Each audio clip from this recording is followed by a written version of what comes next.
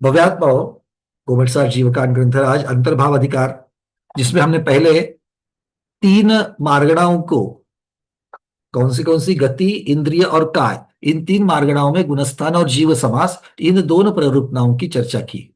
अब चलते आगे। अब आगे की कौन कौन सी गाथाएं हैं? आचार्य भगवान हमें से 689 से लेकर के 684, 679 टू 684, ये गाथाएं जो है ये मुख्यतः से योग मार्गणा से संबंधित है। अगली मार्गणा कौन सी है? योग मार्ग। तो योग मार्गणा में हमें देखना है गुणस्थान, और योग मार्गणा में ही जीव समास। योग मार्गणा के भेद कितने हैं? 15 है। चलिए, सबसे पहले आपकी कॉपी में लेफ्ट साइड में लिख देना। लेफ्ट साइड में लिखना है, क्या लिखना है? वो सारे के सारे 15 भेद लिख देने हैं योग मार्गणा के। लिख लीजिए। कौन कौन से भेद होते हैं, कौन बताएगा? पहले सत्य, असत्य, उभय और अनुभय, ये हो जाएंगे मनोयोग। मन के चार वे योग लिख लेना। कौन कौन से हैं? सत्य मनोयोग, असत्य मनोयोग, उभय मनोयोग, अनुभय मनोयोग। यहां पर कोई भी हाथ ऊपर करके भैया फिर से बताना वाली बात नहीं है, ये बता हो गया बता करके। उसके आगे वचन के चार योग, सत्य वचन योग, असत्य वचन योग, उभय वचन योग, अनुभय वचन योग। और फिर काय के 7 योग, औदारिक का योग, औदारिक मिश्र का योग, वैक्रयिक का योग, वैक्रयिक मिश्र का योग, आहारक का योग, आहारक मिश्र का योग, और कार्मण का योग। चलिए, इस प्रकार से अब कब, आज मैं ये आशा करता हूं कि योग मार्गणा पूर्ण हो जाएगी। कल की क्लास में आते वक्त अगली जो मार्गणा है उसके भेद जो है वो आपको लिख करके लाने हैं, ठीक है? तो उसके आगे की चर्चा हम लोग उसमें क्या भरना है क्या नहीं भरना है। अब ये जो आपने लिखा है उसके सामने गुणस्थान की अपेक्षा चर्चा होगी, और उसके आगे समास की अपेक्षा, जीव समास की अपेक्षा से होगी, ठीक है ना? चलिए,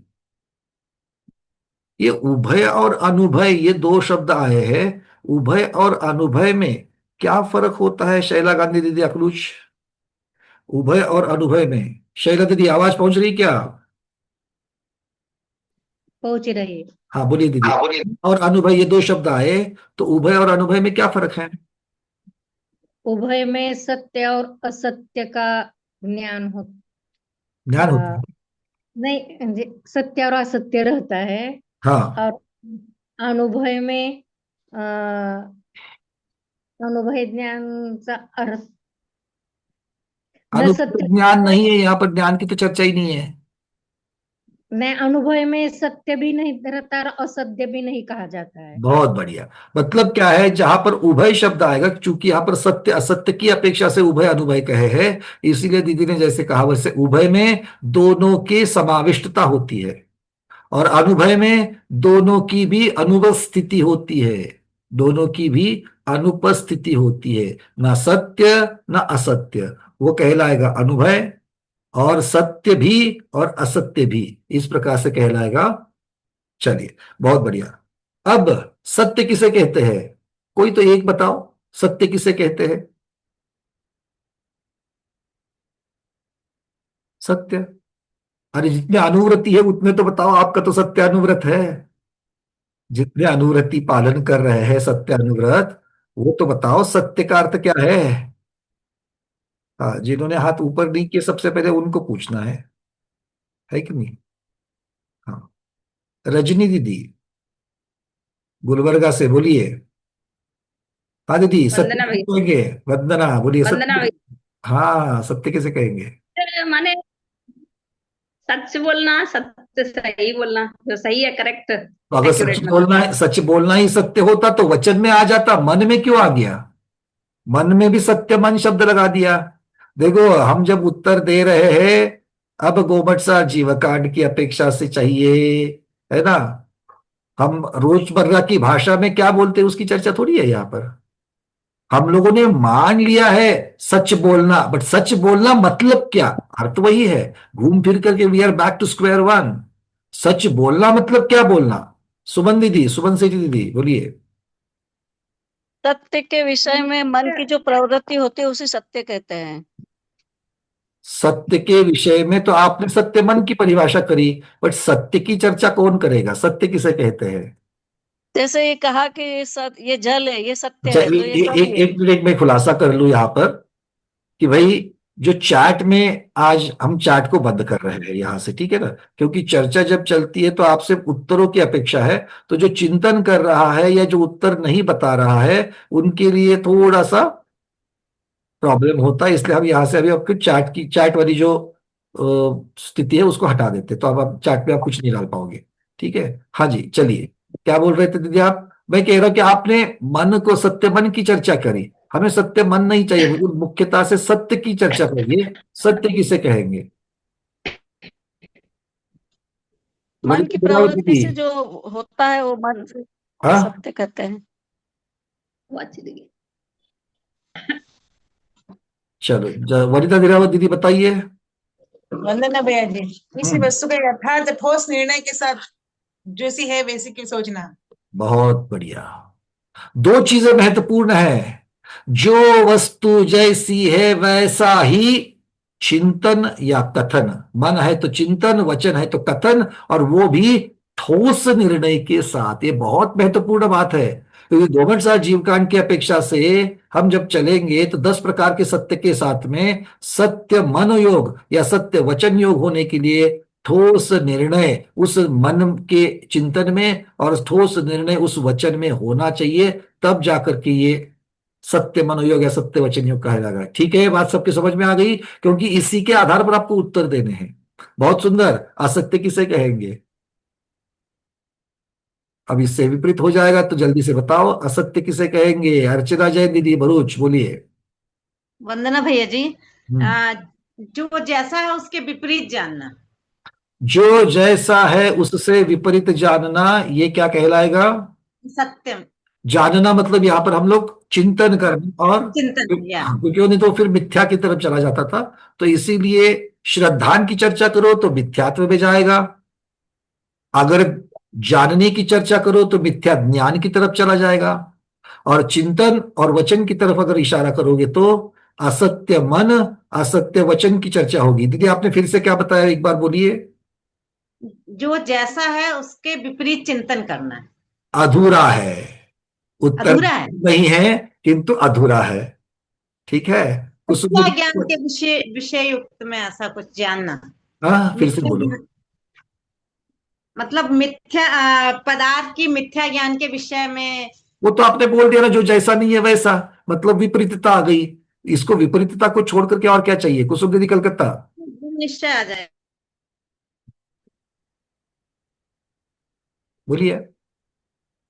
दीदी मिट हो अनम्यूट गया हो क्या? चुका है। हाँ, हो गया बोलिए, अनम्यूट हो गया हाँ बोलिए। हाँ, वंदना भैया जी। हाँ। जैसे सत्य में जानना था, यथार्थ को ठोस निर्णय के साथ यथार्थ जानना, उसके यथार्थ को यथार्थ न जानना यथार्थ को यथार्थ नहीं जानना, बट ये अधूरा है, ये बिल्कुल ठीक असत्य है। है। असत्य है, बट ये उत्तर अधूरा रह गया दीदी। हमारी बात यह है कि उत्तर अधूरा है, पूरा नहीं हुआ। आपने बिल्कुल ठीक फरमाया, बट उत्तर अधूरा रह गया।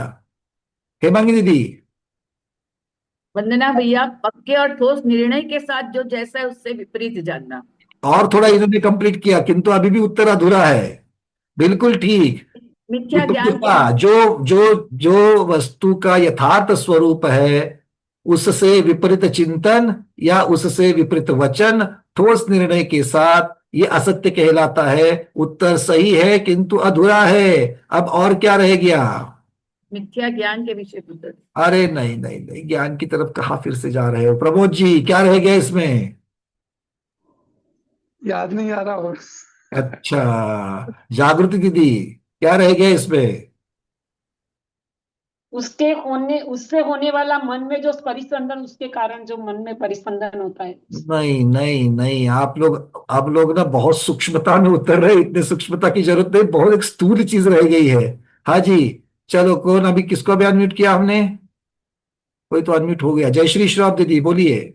हाँ, बस वही है कि उससे विपरीत है, यथार्थ से। अरे जो हो चुका है उसकी चर्चा ना करें, जो मुझे एक चीज बच रह गई है उसको बताओ। डॉक्टर मैना दीदी, रह गई है उसको बताओ। वंदना भैया, विपरीत ठोस निर्णय के साथ। अच्छा, इसको छोड़ करके किसके उत्तर है? विपरीतता आपने बता दी, ठोस निर्णय आपने बता दी, ये दो को छोड़ करके और असत्य में क्या आ सकता है? वनिता दीदी का एक हाथ ऊपर है, और कौन है ऊपर बताने वाले? एक मिनट, मेरे पास आज दो उदय हुए हैं। दीपा दीदी, हाँ बिल्कुल, अभी क्या है ना, अंतर्भाव अधिकार में हम ऐसे ही पकड़ेंगे। बिल्कुल ठीक है ना, बोलो क्या रह गया? सानवी दीदी बोलिए। सानवी दीदी तो है नहीं, ये हमारे देवल से दीदी दिख रही है। अब नाम आप लोगों ने अपने बच्चों के रखे वहां पर, चलो बोलिए दीदी। ये जो असत्य मन अहित के लिए बोलना है ना भैया, कि वचन के लिए? नहीं, मन के लिए हो या वचन के लिए हो, दोनों जगह पर लागू हो जाएगा। चिंतन कहो तो मनोयोग, वचन कहो तो वचन योग की तरफ जाएगा। वो उनकी तो दो, जैसे दूसरे को कोई पीड़ा नहीं हो ऐसे वचन बोलना भी असत्य। नहीं वो तो दीदी हिंसा हिंसा की तरफ चला जाएगा ना, वो तो नहीं। अभी एक चीज जिसको आचार्यों ने असत्य की कोटि में आने के लिए एक और पैरामीटर रखा हुआ है। देव आप बताइए देवल से दीदी। को भी असत्य थे। हाँ एक मिनट, देवल से दीदी बताइए। जो अहित कारक है। नहीं नहीं भाई, हितकारक अहितकारक की चर्चा ही नहीं है यहाँ पर। और कोई, देखो, अगर हम हितकारक और अहितकारक की चर्चा करोगे तो सिर्फ मन वाला जीव ही हित और अहित की चर्चा करता है, तो फिर सारे के सारे असंगी जो है फिर उनको क्या कहोगे, है ना? तो चलिए अब एक बार मैं वनिता दीदी अपूर्ण ज्ञान, को। अपूर्ण ज्ञान को भी असत्य। बहुत सही। अपूर्ण ज्ञान कहो या अज्ञान कहो, ये भी असत्य कहलाता है। अरे याद है कि नहीं योग मार्गणा? इसी के आधार पर गुणस्थान डिसाइड हो गए सत्य और असत्य के। बिल्कुल ठीक जागृति दीदी। तो देखिए, तीन चीजों को असत्य की कोटि में लेके जाएंगे। एक विपरीतता, दूसरा विपरीतता के साथ में ठोस निर्णय, और तीसरा अज्ञानता। अज्ञानता किसकी अपेक्षा से है? छद्मस्तपना। केवल ज्ञान जिनके पास नहीं है वो सब असत्य की कोटि में आएंगे। और इसीलिए कहा गया कि नहीं कहा गया, जो वीतरागी हो चुके हैं, जिनको कुछ ही क्षण में केवल ज्ञान होने जा रहा है, नियम से प्रकट होगा ही होगा, ऐसे 12वें गुणस्थानवर्ती क्षीण मोही महामुनिराज भी असत्य वचन असत्य मनोयोग के धारक है। हाँ सबके चेहरे, हाँ भैया बिल्कुल ठीक, ये याद आ रहा है, अब याद आ रहा है ना? उछल उछल करके बोलेंगे याद आ रहा है, कोई बात नहीं, ठीक है। चलिए अब चलते हैं। इतनी बेसिक तैयारी अगर योग मार्गना की है, ये मन और वचन की चर्चा कर ली, काय मार्गना की चर्चा अपने आप आ जाएगी। ठीक है, तो अब आचार्य भगवान यहाँ पर अंतर्भाव अधिकार में कौन कौन सी गाथाएं हमको दे रहे हैं, उन गाथाओं के पहले अर्थ लगाते हैं और फिर अपने चार्ट की तरफ चलते, चार्ट बनाएंगे। ठीक है, 679 नंबर गाथा से लेकर के 684 नंबर की गाथा, ऐसे 6 गाथाएं हैं। चलिए 6 गाथाओं को मैं यहां से शेयर करता हूं। हर रोज के जैसे जूम महाराज हमें सहायता करे, ये अपेक्षा है, किंतु वो एक बार तो जरूर बाहर फेंक देंगे जूम से। देखते हैं।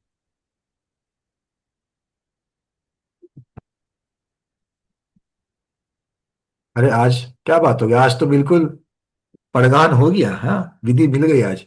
चलो बहुत बढ़िया। तो दिख रही है गाथा सब लोगों को? गाथा गा लेते हैं।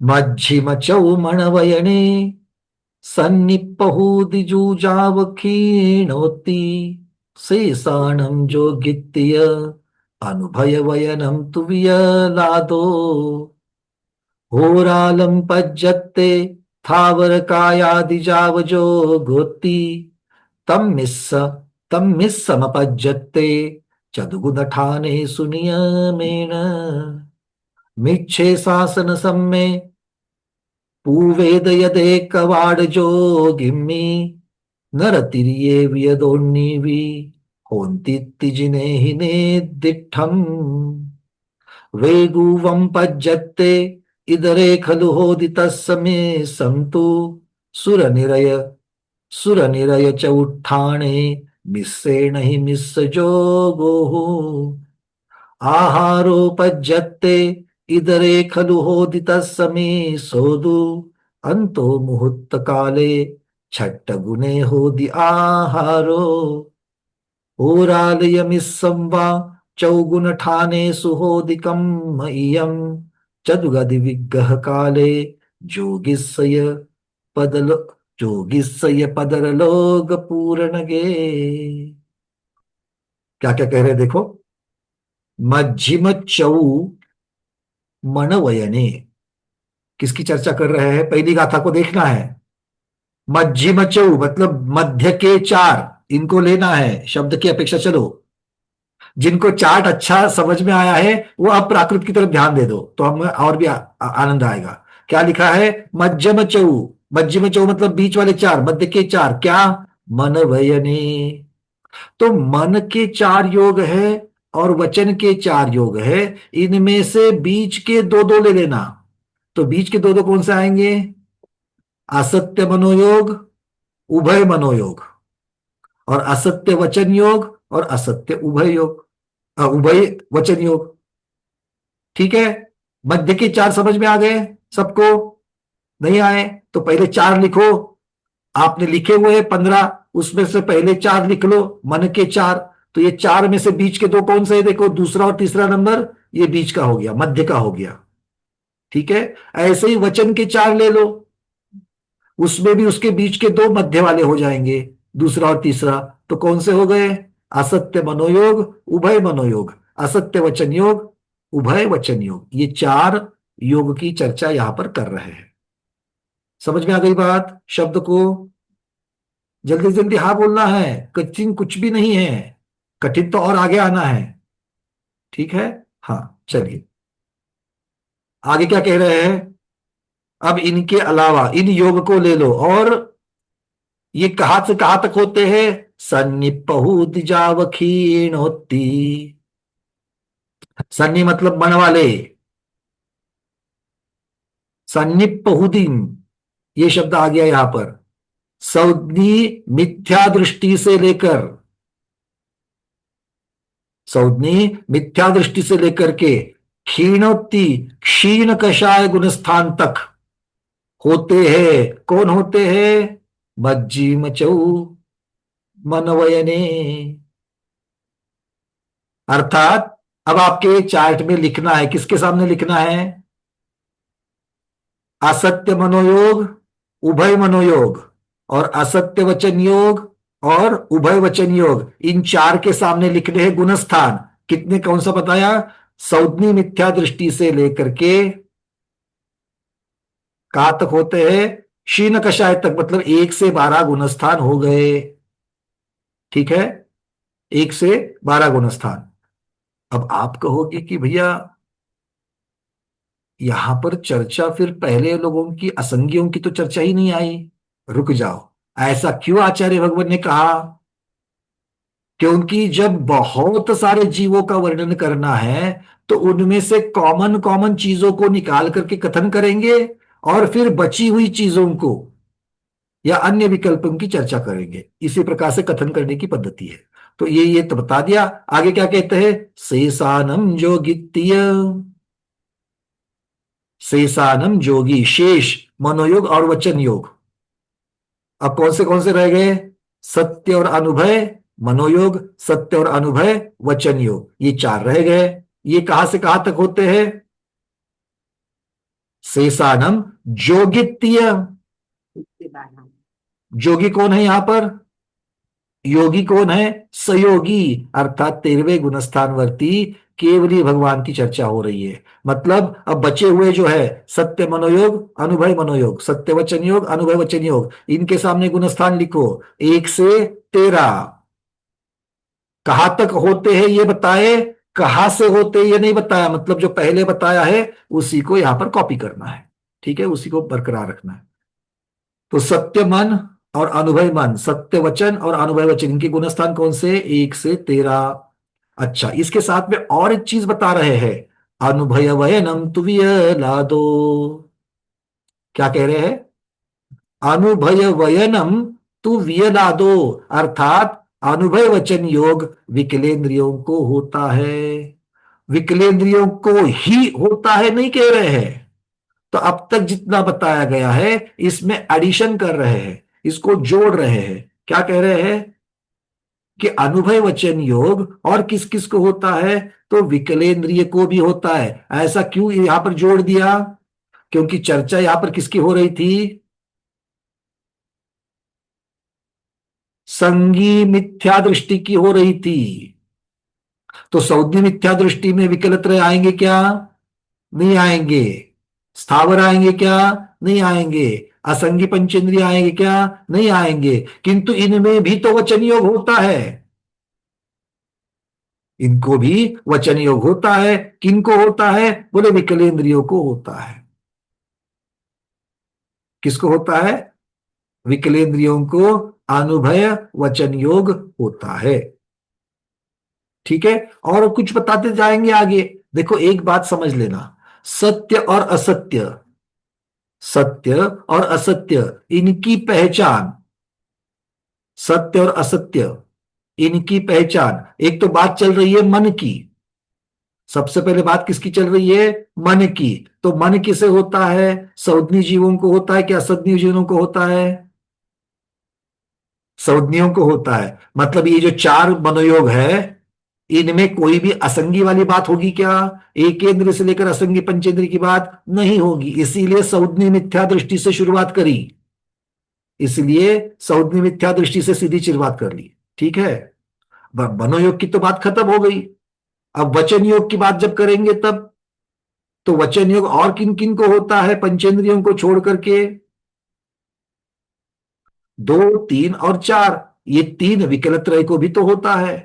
तो इसीलिए आचार्य भगवान उनके लिए यहां पर जोड़ रहे हैं कि ये पंचेंद्रियों को छोड़ करके विकलत्रय जो है उन्हें भी अनुभय वचन योग होता है।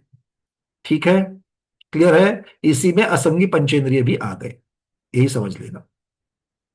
चलिए, यहां तक की बातें क्लियर है। हम भाषा शब्द का जो अर्थ निकल रहा है उसको निकाल करके चार्ट पूर्ण कर रहे हैं।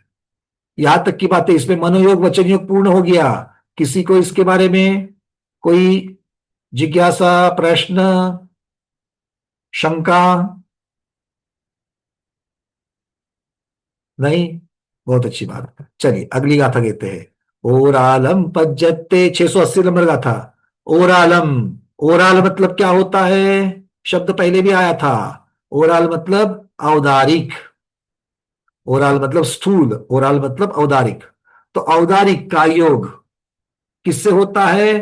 पज्जते थावर कायादि, स्थावर काय के पर्याप्तक। औदारिक का योग स्थावर काय के पर्याप्तक, वहां से लेकर के और किसके पास होता है? जावजो गोती, योगियों तक होता है। सहयोगी अर्थात केवली भगवान तक होता है।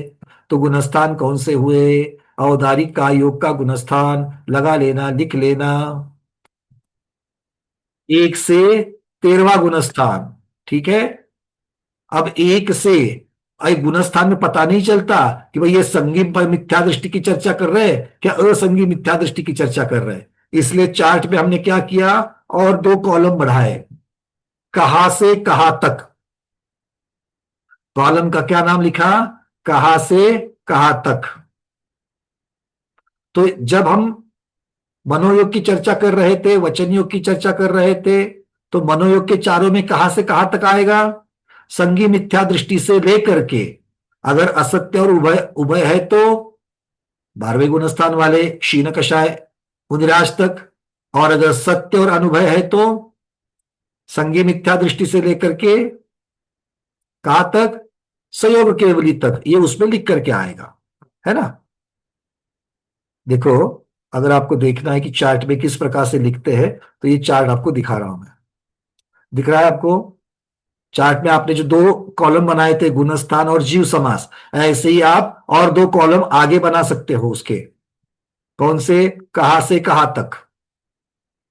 चलिए, अनुभय में क्या होगा? अनुभय में से अनुभय को विकलत्रय से लेकर के सहयोगी इस प्रकार से लगाना। असंगी पंचेंद्रिय कैसे आए उसमें? क्योंकि आपने शुरुआत संगी पंचेंद्रिय की जगह पर, संगी पंचेंद्रिय मिथ्या दृष्टि की जगह पर आपने विकलत्रय से शुरुआत करी, तो आपने रेंज कहां से शुरू की? विकलत्रय से शुरू की, और कहां तक खत्म कर दी? अनुभय की सहयोग केवली तो हो गई, इसलिए बीच में सारे आ गए। ठीक है, आपके चेहरों से लग रहा है कि कुछ भी समझ में नहीं आ रहा है। अगर मैं गलत हूं तो मुझे गलत साबित करो। कुछ तो समझ में आ रहा है ना? क्या सब कुछ समझ में आ रहा है? जितना बोल रहा हूं उतना तो समझ में आ रहा है ना? हाँ, जिनके वीडियो खुले और जो हाँ हाँ कर रहे हैं उनकी आज्ञा प्रमाण मान करके आगे बढ़ते हैं। ठीक है, चलिए। हाँ, तो औदारिक काय को कहां से कहां तक लिखा है? स्थावर पर्याप्त। अभी तक हमने जीव समास की चर्चा नहीं करी, जीव समास की चर्चा बाद में करेंगे। एक एक चीज को लेकर के चलते हैं, नहीं तो बहुत कंफ्यूजन हो जाएगा। चलो, अब जिन्होंने हैंड रेस किए, क्या उनके प्रश्न है? हाँ, प्रभु जी पूछिए। मानिक जी का प्रश्न है तो उसमें अभी जो चल रहा था अन्वय वचन योग तो 13वें गुणस्थान में होगा, बाकी विकल्पत्रिय को होगा, यही तो होगा ना? वो तो एक पहले गुणस्थान में होगा। नहीं नहीं नहीं, देखो अब तक की चर्चा कैसे चल रही थी पहली गाथा में? सन्नी पहुद्धि से लेकर के, मतलब क्या है कि मिथ्या दृष्टि से लेकर के, सन्नी पहुद्धि से लेकर के योगियों तक बताया और क्षीण कषाय तक बताया। सबसे पहले उन्होंने क्या किया? संगी मिथ्या दृष्टियों से लेकर के। हाँ प्रभु जी। हाँ जी जी जी जी। संगी मिथ्या दृष्टियों से लेकर के सबसे पहले 12वें गुणस्थान वाले क्षीण कषाय मुनिराज तक बताया। ये किसके बारे में? असत्य और उभय, मन और वचन योग के बारे में। अब उन्होंने क्या किया? गाथा में शब्दों को बचाते हुए अब चर्चा वो कर रहे हैं बचे हुए उनकी। अब बचे कौन है? तो सत्य और अनुभव मनोयोग, सत्य और अनुभव वचन योग, इनकी चर्चा करते हुए उन्होंने क्या किया? वो 12वें गुणस्थान वाले जो थे उनको एक्सटेंड करके अब कहा कि ये 13वें जोगियों तक, सहयोग केवलियों तक ये गुणस्थान इनके होते हैं। ठीक है, ये वचन वाले जो जीव है, वो वचन और मन वाले, तो उन्होंने सिर्फ कहां तक बढ़ाया है वो बताया, कहां से शुरू किया है उसको चेंज नहीं किया। इसीलिए सत्य मनोयोग, अनुभव मनोयोग, सत्य वचन योग, अनुभव वचन योग, इनकी रेंज क्या बन जाएगी? जो पहले बताई है उस संगी मिथ्या दृष्टि से लेकर के, संगी मिथ्या दृष्टि से लेकर के सहयोग केवली तक बन जाएगी। ठीक है, अब इसमें आचार्य भगवान एक खुलासा कर रहे हैं कि भैया इसमें एक, आप इस प्रकार से चल रहे हो तो एक इसमें और जोड़ देना। क्या जोड़ देना? कि अनुभव वचन के बारे में, अनुभव वचन योग जो है उसकी शुरुआत विकलत्रय से होती है। तो इसीलिए कहां से कहां तक ये लगाते वक्त आप अनुभव वचन के लिए क्या लगाओगे? विकलत्रय से लेकर के सहयोगी तक। नहीं तो अनुभव वचन योग मतलब विकल्पत्रय के अलावा पंचेंद्रियों को तो होता, मतलब पंचेंद्रिय त्रियंग। हाँ, पर किंतु अगर सिर्फ वो कहते कि पहले गुणस्थान से, अगर ऐसा कहते तो फिर उसमें खुलासा नहीं होता, क्योंकि पहला गुणस्थान तो संज्ञों का भी है, असंज्ञों का भी है। अगर विकलत्रय का अकेले नाम ले लिया है तो असंगी पंचेंद्रिय कहाँ जाएंगे? तो इसीलिए शुरुआत विकलत्रय से कर दी, क्योंकि ये रेंज की चर्चा कर रहे हैं। तो विकलत्रय से शुरुआत करके सहयोगी तक लेकर के जाएंगे, इसका मतलब विकलत्रय भी आ गए, असंगी पंचेंद्रिय भी आ गए और मिथ्या दृष्टि संगी भी आ गए पहले गुणस्थान के, और फिर आगे गुणस्थान को बढ़ाते बढ़ाते बढ़ाते 13वें गुणस्थान तक लेके जाओ। ये अर्थ इसका होता है। मेरा थोड़ा सा कंफ्यूजन ये हो रहा है कि अनुभव वो ठीक है, अनुभव वचन योग में तो मतलब होता ही, मतलब वो विकल्पत्रय के अलावा तो फिर सहयोगी को ही होगा ना, बीच में तो कहीं होता नहीं ना वो अनुभव। असंगी को, असंगी पंचेंद्रिय को होगा। असंगी पंचेंद्रिय को मतलब लिमिटेड हो गया ना, बाकी सब तो किसी नहीं, आपको हमको भी तो अनुभव हो रहा है। अनुभव हम लोगों को अनुभव वचन कहाँ होगा? 10 प्रकार की आमंत्रणी आदि, यहाँ आओ, कहाँ जाना है। अच्छा, है ना? और मैं यहां से ऐसा करूंगा तो आपको समझ जाएगा मैं क्या कह रहा हूं, सांकेतिक भाषा ये क्या हो जाएगी? ये सारा का सारा अनुभव वचन है ना ये तो। ठीक है। वचन की प्रवृत्ति मेरी हो रही है, किस प्रकार से व्यक्त हो रहा हूँ, अनुभव से व्यक्त हो रहा हूँ। वो निकल गया दिमाग से ना। हाँ नहीं कोई बात नहीं, आपके द्वारा बहुत सारे लोगों का भी जगह पर आया होगा, ठीक है ना। चलिए भाई, सबको क्लियर हो रहा है नहीं ये? प्रभु जी का प्रश्न सबको समझ में आया क्या? उनके दिमाग में ऐसा बैठ गया कि अनुभव विकलत रह को होगा और सीधे सहयोगी भगवान को होगा, बीच में नहीं होगा। तो बीच में भी सबको होता है, इसलिए ये रेंज आएगी। इसलिए कहां से कहां तक ये वाला अपने चार्ट में बढ़िया से लिख देना, ठीक है। मनोयोग वचन योग क्लियर हो गए सबको? हाँ, एक प्रश्न और, दो लोगों के प्रश्न उनको भी ले लेते हैं, मानिक दीदी, उसके बाद जेटी गंगवाल जी।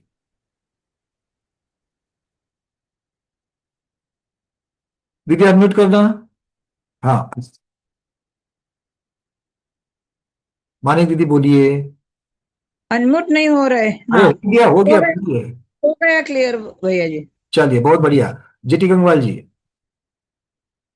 सुंदर भैया जी, कहां से कहां तक और गुणस्थान, ये जो कॉलम दिए कहां से कहां तक में पहला गुणस्थान से 13वें गुणस्थान तक, ऐसा ऐसा कहेंगे तो सारा खुलासा नहीं होता है, इसीलिए कहां से कहां तक और गुणस्थान, इसमें अंतर है। जब मैं कहता हूं कि विकलत्रय से लेकर के सहयोगी तक, तो ये सारा जो रेंज का खुलासा होता है। अकेले गुणस्थान 1 से 13 कहूंगा तो पहला गुणस्थान संज्ञियों में भी है, असंज्ञियों में भी है, तो असंज्ञियों को लेना है कि नहीं लेना है। फिर एकेंद्रियों में भी तो पहला गुणस्थान है, विकलत्रय में भी पहला गुणस्थान है, असंज्ञ पंचेंद्रियों में भी है। तो अनुभव वचन योग कहां से शुरू होता है ना। इसलिए कहां से कहां तक ये वाला कॉलम बहुत जरूरी है। मतलब वैसे ही अगर आप सत्य असत्य की भी अगर चर्चा करो, तो सत्य असत्य ये जो मनोयोग और वचन योग जो है, ये पहले गुणस्थान से माने हैं, पर पहला गुणस्थान स्थावरों में भी होता है। तो क्या मनोयोग स्थावरों में होगा, विकलत्रय वालों में होगा, असंज्ञों में होगा? नहीं होगा। तो इसका खुलासा करने के लिए कहां से कहां तक जरूरी है। ऐसा कह सकते कि पहला गुणस्थान ये जनरल वचन हो गया और उसको फिर स्पेसिफाई किया कि हमको ऊपर से बोलने की जरूरत नहीं, आचार्य ने बोल के रखा है। गुणस्थान मतलब संक्षिप्त ओघ वर्णन, वो उतना ही बताएंगे। गुणस्थान गुणस्थान की चर्चा करेंगे, वहां पर बाकी चर्चा नहीं आएगी, बाकी मार्गणाओं की चर्चा नहीं आएगी। पर्याप्तक है कि अपर्याप्तक है, पहले गुणस्थान से पता चलता है क्या पर्याप्तक है क्या अपर्याप्तक है? नहीं। पहले गुणस्थान से पता चलता है कौन सी गति का जीव है? पहले गुणस्थान से समझता है कि कौन से इंद्रिय वाला जीव है? नहीं। तो ये पहले गुणस्थान का अर्थ सभी जीव जिनका पहला गुणस्थान है। फिर आप जानो वो वर्णन करने का जो जिम्मेदारी है वो ओघ में नहीं है, बस वो मार्गणाओं की या अलग तरीके से हम लोग जो अभी कहां से कहां तक लिख रहे हैं, वो मार्गणा की अपेक्षा से, प्ररूप नाम की प्ररूप नाम की अपेक्षा से लिख रहे हैं। ठीक है ना? ठीक। चलिए हेमांगी दीदी। वंदना भैया, भैया असत्य वचन भी 2 इंद्रिय से लेके नहीं आएंगे। असत्य वचन वो भी अज्ञान है ना, अज्ञानी है जीव। अच्छा, ठोस निर्णय। हाँ, ठोस निर्णय उनको नहीं हो पाता है। हाँ तो हो गई बात खत्म। ठोस निर्णय की वजह से सारे संघीय आएंगे, असंघीय वाले नहीं आएंगे। जी जी जी, ठीक है। चलिए, इसीलिए मैं पहले जो भूमिका बनाई थी ना, वो इसीलिए बनाई थी। अर्चना दीदी बोलिए। भैया जी, ये अनुभव वचन योग में विकलत्रय लिया तो और सहयोग के भी तो संज्ञा असंज्ञ पूरे सब कंप्लीट आ गए ना? सारे आ गए दीदी, सारे सारे स्थावर को छोड़ करके सारे आ गए। अच्छा, स्थावर। ठीक है। अब आप ये जो अभी कह रही हो, वो हमें जीव समास के लिए उपयोगी होगा। कौन कौन से जीव समास आएंगे उसकी अपेक्षा से उनका वर्णन अनुभव वचन में वो महत्वपूर्ण होगा। चलिए, और किसी का प्रश्न? नहीं। अब चलते हैं आगे। ओराल औदारिक योग। अब औदारिक शरीर जिन जिनका है, उनका उनका औदारिक का योग होगा। जिनका जिनका औदारिक शरीर है, औदारिक शरीर कौन कौन सी गति में पाया जाता है? मनुष्य और तिर्यंश। तो तिर्यंश में कहां से शुरुआत होगी? एकेंद्रिय से। क्या सूक्ष्म निगोदिया एकेंद्रिय होता है? स्मिता दोषी दीदी, क्या सूक्ष्म निगोदिया एकेंद्रिय होता है? सूक्ष्म निगोदिया एकेंद्रिय एक, हाँ, सूक्ष्म आणि बादर, हाँ, दोन्ही आहेत ना एकंद्रीमध्ये. हो, चलो, तो सूक्ष्म एक निगोदिया एकेंद्रिय है, एकेंद्रिय है, तिर्यंश आयु है, तिर्यंश गति है। इसका मतलब उसका शरीर कौन सा है? औदारिक है। ठीक है, क्लियर है? चलिए, मतलब क्या हो गया, एकेंद्रिय से लेकर के सारे, मतलब स्थावर से लेकर के सभी मनुष्य और तिर्यंज गति वाले के अंश कहां पर आएंगे, औदारिक कायोग के साथ में आएंगे। अच्छा, तो गुणस्थान कौन से होंगे, चूंकि स्थावर को लिया है तो पहले गुणस्थान से शुरू होगा, ठीक है। और मनुष्य गति है तो मनुष्यों में कितने सारे गुणस्थान होते हैं, अब देख लो और बता दो कि अब कहां तक की रेंज बनानेंगे, पहले गुणस्थान से कौन से गुणस्थान तक औदारिक कायोग होगा। हाँ पूर्णिमा दीदी।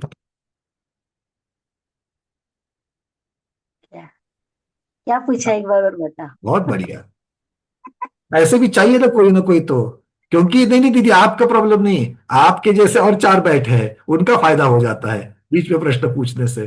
प्रश्न ये है कि औदारिक का योग पहले गुणस्थान से और कौन से गुणस्थान तक होगा। पहले से तो 14वें गुणस्थान तक है ने, चौथे, नहीं 14वें तक, उदाहरण 14वें तक। पूर्णिमा दीदी को कहना है, पूर्णिमा दीदी को कहना है पहले गुणस्थान से 14वें गुणस्थान तक। अरे बाप रे, आपके बाजू वाले मांडवी सूरत के मीनाक्षी दीदी नहीं मान रहे हैं, जोर जोर से हाथ हिला रहे हैं, रुको रुको उनको नहीं, पूछो। उदारिक सही बोला ना आपने। औदारिक का योग दीदी, हाँ तो उदारिक 1 से 13 गुणस्थान तक। हाँ, क्यों 14वें को क्यों हटाया। 14वें तो हाँ। परम उदारिक हो जाएगा ने, 14वें पूर्णिमा गुणासन परम उदारिक हो जाएगा। पूर्णिमा दीदी चर्चा चल रही है औदारिक काय योग की। हाँ तो 1 से 13, 1 से 13 होगा बरोबर, 1 से 13 सही। ठीक है ना, पारंपरिक उत्तर नहीं देना है, चिंतन के साथ ही उत्तर देना है। मीनाक्षी दीदी क्लियर है। 13वां गुणस्थान ने क्यों बताया, क्योंकि 14वें गुणस्थान में कोई योग होता ही नहीं है। तो आपको योग मार्गना का पूरे चार्ट में 14वां गुणस्थान कहीं भी दिखेगा क्या, कहीं भी नहीं दिखेगा। ठीक है, चलिए बहुत बढ़िया। तो औदारिक कायोग को लिखा क्या सब लोगों ने, गुणस्थान में 1 से 13, और कहां से कहां तक, स्थावर से लेकर के संयोग केवली तक। लिखो कहां से कहां तक में लिख दो, स्थावर से संयोग केवली तक। चलिए कनकमाला दीदी, बाकी लोगों का हैंड निकाल देना, जिनके प्रश्न है उतने ही हैंड रखेंगे, ठीक है। और अभी आप एक बात समझ लो, अब हमने नई व्यवस्था बनाई है, प्रश्न के उत्तर बताना है तो अपनी जगह पर हाथ खड़ा कर लो, ठीक है। क्योंकि अभी हाथ जिनका हैंड रेज का बटन दबा है उनके मन में जिज्ञासा है, प्रश्न है, ऐसा मान लेंगे। चलिए आगे बढ़ते हैं, गाथा। अब गाथा के पास वापस जाने के लिए आपको चार्ट से हटाना पड़ेगा। चलिए, ओरालम पज्जते थावर काया दिजावजो गोती, इसका अर्थ हो गया। अब क्या कहते आगे, तम निसंपज्जते, तम निसंपज्जते चतुगुण ठानेषु नियमेन। अब तम मिस्सम और पज्जते शब्द लिखा है, तम मिस्सम पज्जते, सबको गाथा दिख रही है। अब वो मिस्सम पज्जते में से 2 शब्द को अलग करना है, मिस्सम का म हलंत करना है और उसके साथ में अपज्जते ये शब्द लग जाएगा।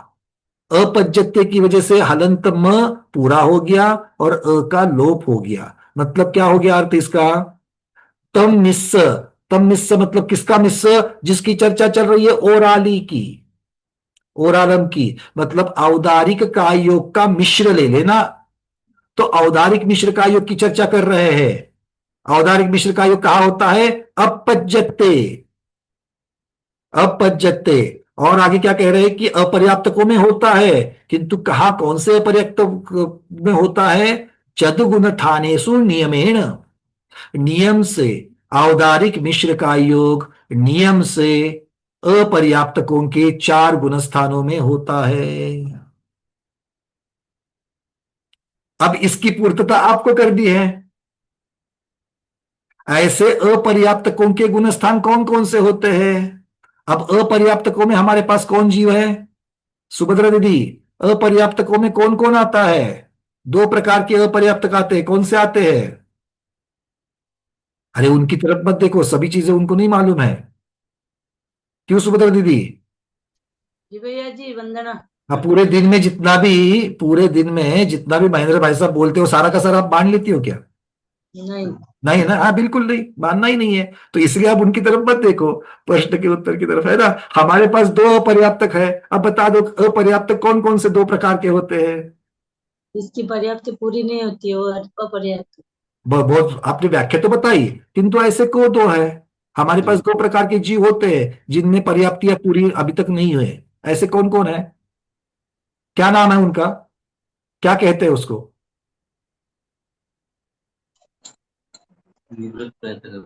हाँ बिल्कुल, आप तो मान लो वो कह रहे निर्वृत्त पर्याप्तक, मतलब निर्वृत्य शब्द आता है। निर्वृत्य पर्याप्तक मतलब भैया जी निर्वृत्त। मुझे इसको अच्छा समझाओ, निर्वर्तक पर्याप्तक में ये मेरे को समझ में ही नहीं आ रहा है। चलो हम आपको बता देते हैं, फिर से याद दिलाते हैं, आपको लेकर के आदि सबको समझाते हैं। दो प्रकार हाँ। के अपर्याप्तक होते हैं, ठीक है ना। जिनकी पर्याप्त प्रयोजनता याद नहीं आ रही वो भी समझ लेना। दो प्रकार के अपर्याप्तक होते हैं। अपर्याप्तक का अर्थ क्या है? जिसका कार्य पूरा नहीं हो रहा है और ना होगा, ठीक है।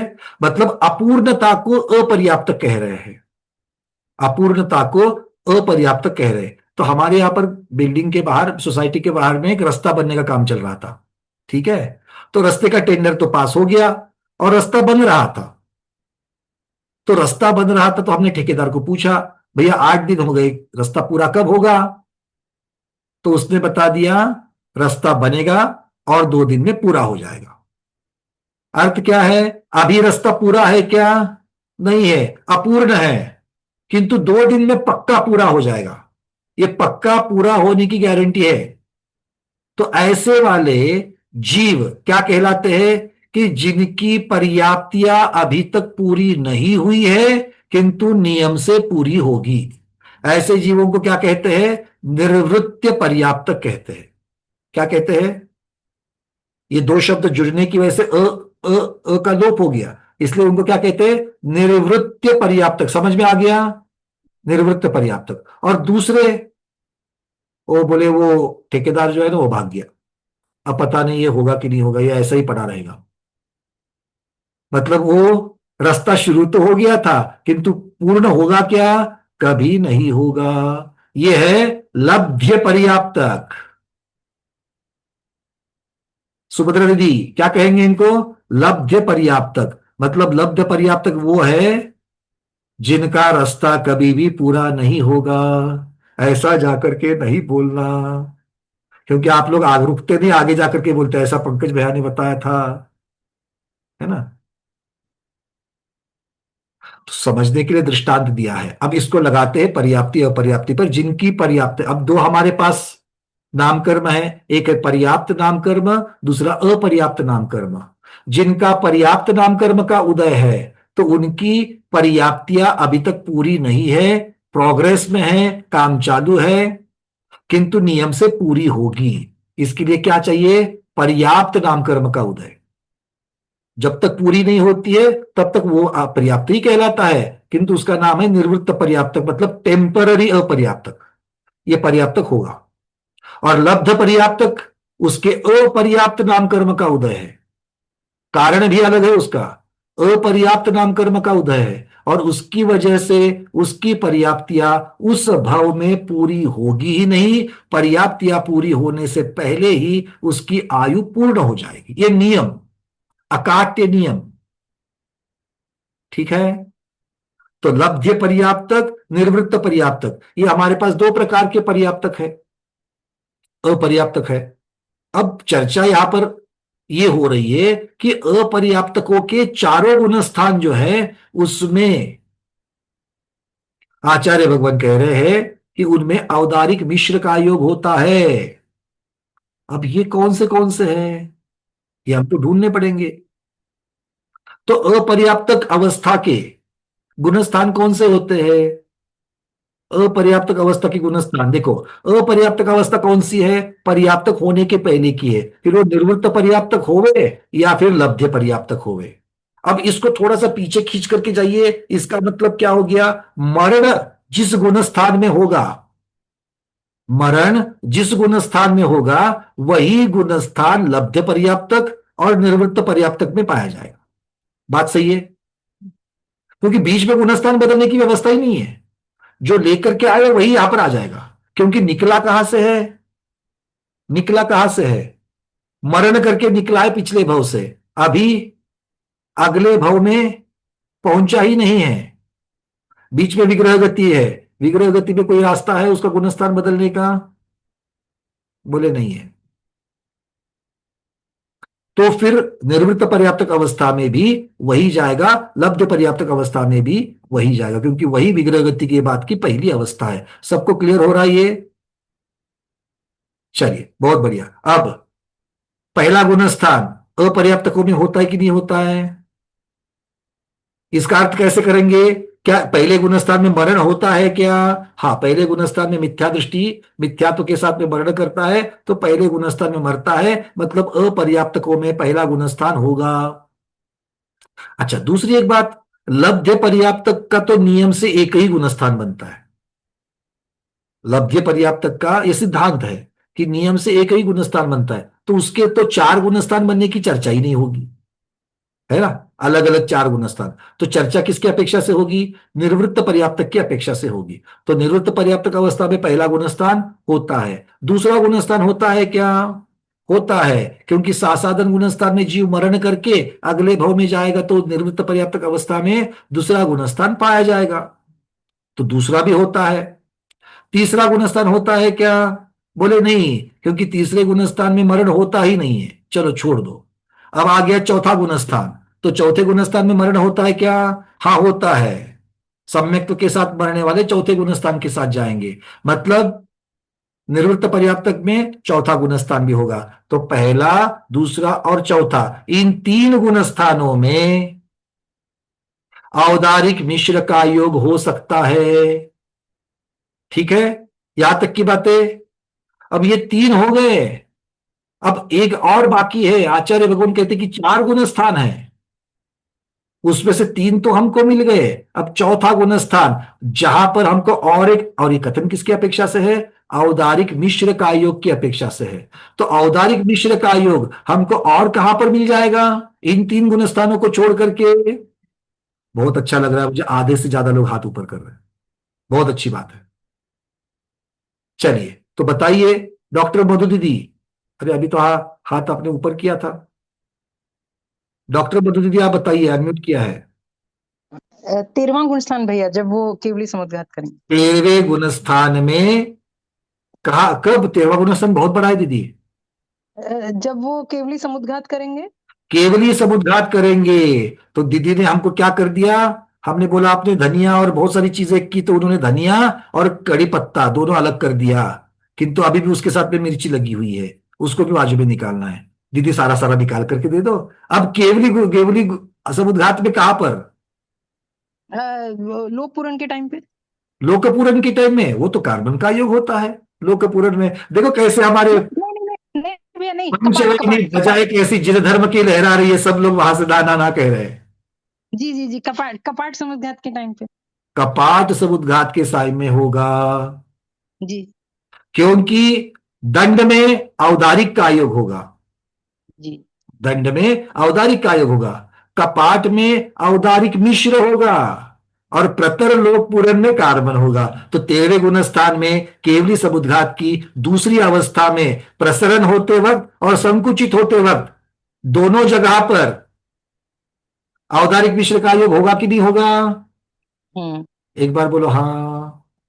हाँ भैया, होगा। मतलब चारों गुणस्थान मिल गए कि नहीं मिल गए? मिल गए। तो लिख लो आपके चार्ट में, औदारिक मिश्र का योग की चर्चा चल रही है। औदारिक का योग तो आपने लिख लिया, स्थावर से लेकर के संयोगी तक 1 से 13 गुणस्थान। अब लिखना है गुणस्थान में, औदारिक मिश्र के गुणस्थान में लिखना है पहला, दूसरा, चौथा, 13वां, 4 अलग अलग गुणस्थान के नाम लिखने हैं।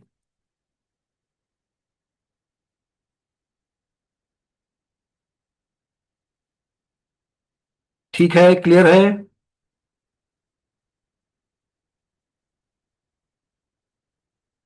चलिए अब ये चूंकि यहां पर आपने रेंज लिखी है क्या? पहला, दूसरा, चौथा और 13वां, ये गुणस्थान की रेंज नहीं है ना, मतलब यहां से यहां गुणस्थान सारे ऐसा नहीं है, अलग अलग गुणस्थान है। इसका मतलब क्या हो गया कि हमें उन उन गुणस्थानों में कहां से कहां तक जो लिखना है वो अलग अलग लिखना पड़ेगा। पहले गुणस्थान में कौन से लेकर के कौन से जीव आते हैं, दूसरे गुणस्थान के साथ औदारिक मिश्र कौन से लेकर कौन से जीवों के होता है, चौथा गुणस्थान कौन से कौन से का। समझ में आ गया प्रश्न? तो मिथ्यात्व गुणस्थान और सासादन गुणस्थान आचार्य भगवान कहते हैं तीनों वेद वाले जीवों में हो सकता है। क्या कहते हैं? तीनों वेद वाले जीव इसमें आ जाएंगे। मतलब अगर ये भाव वेद की चर्चा है, जहां पर भी वेद की चर्चा आएगी भाव वेद की अपेक्षा लगा लेना। पुरुष वेदी जीव, औदारिक मिश्र, गुणस्थान पहला दूसरा हो सकता है, ठीक है। स्त्री वेदी जीव,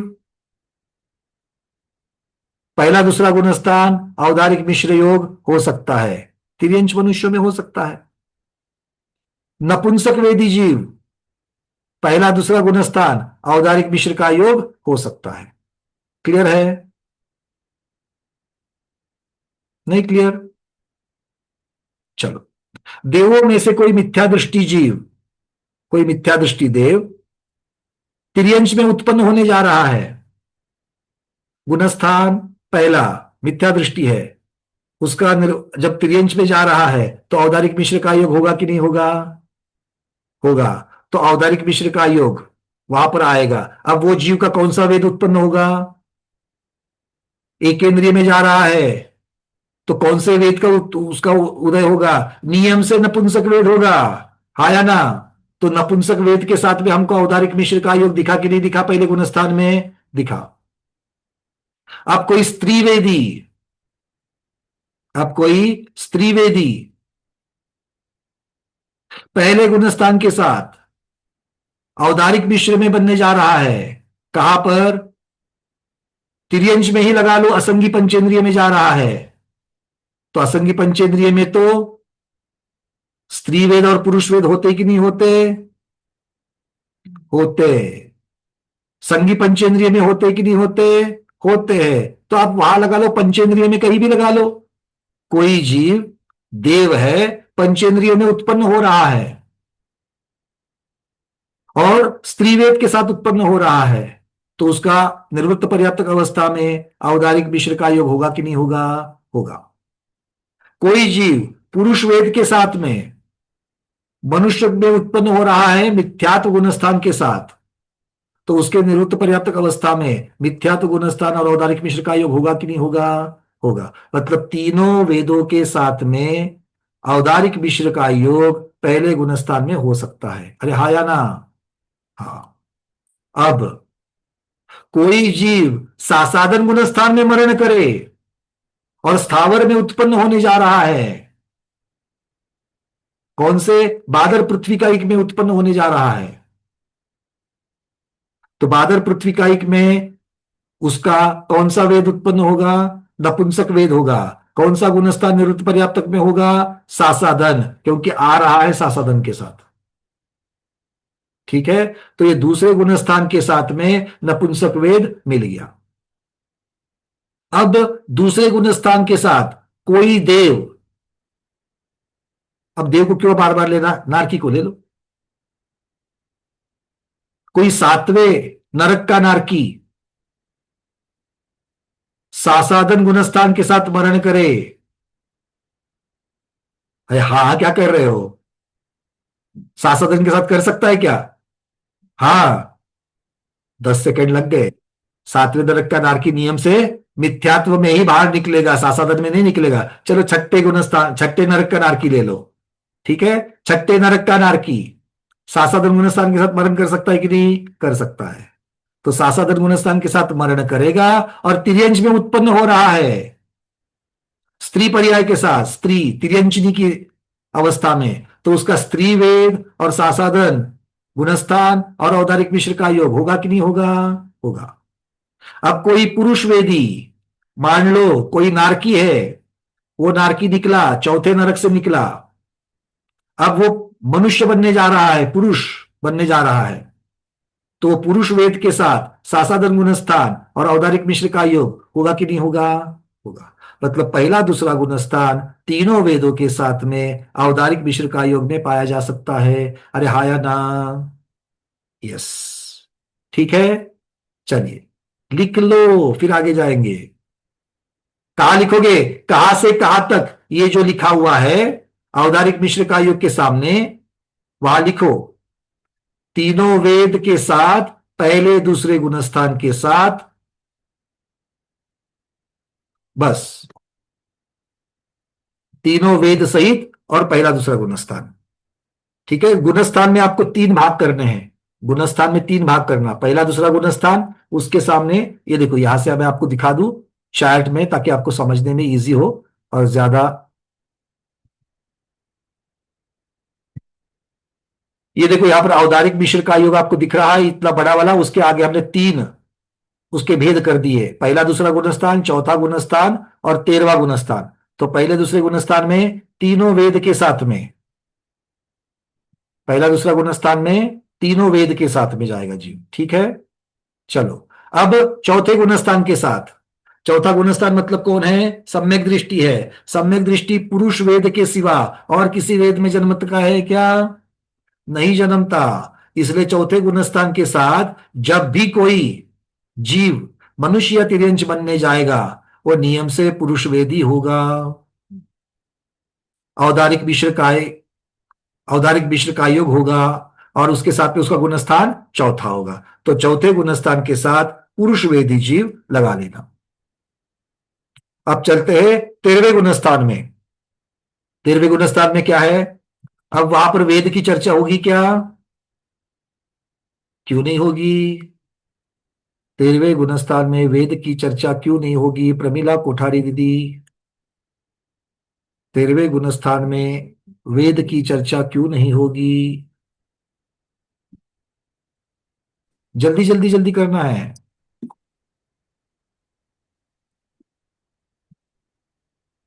चलो अब आपको एक हिंट देता हूं मैं। वेद कहां तक चलते हैं? भाववेद की चर्चा। वेद कहां तक चलते हैं? 9वें गुणस्थान तक चलते हैं। और केवली समुद्गार कहाँ हो रहा है? 13वें गुणस्थान में। मतलब 9वें गुणस्थान के आधे भाग से ऊपर वेद रहते ही नहीं है, इसलिए 13वें गुणस्थान की चर्चा में वेद की चर्चा नहीं है। तो वहां पर हम क्या लिखेंगे? कपाट समुद्घात। कहां से कहां तक में क्या लिखेंगे? कपाट समुद्घात। ठीक है, चलिए चिंतन कैसे करना है थोड़ा सा बीच बीच में आपको बताया जा रहा है।